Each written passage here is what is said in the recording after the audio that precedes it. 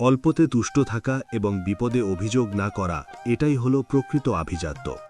হজরত উমর ইবনুল খাত্তাব রাহমাতুল্লাহ আলাইহি। আজ রবিবার ৮ই মার্চ ২০২৬ খ্রিস্টাব্দ।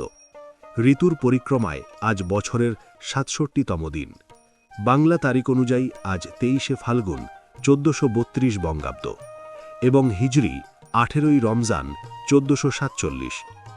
ফাল্গুনের এই মায়াবী ভোরে পলাশের রক্তিম ছোঁয়া যেন এক নতুন শুরুর গল্প বলছে।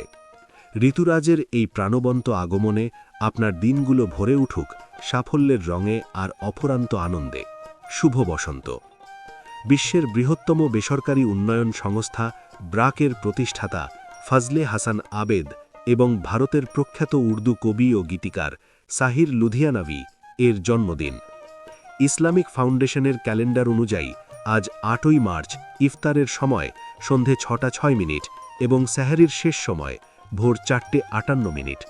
শুভ হোক আজকের দিন, শুভ হোক সারা দিন। সকলকে ধন্যবাদ।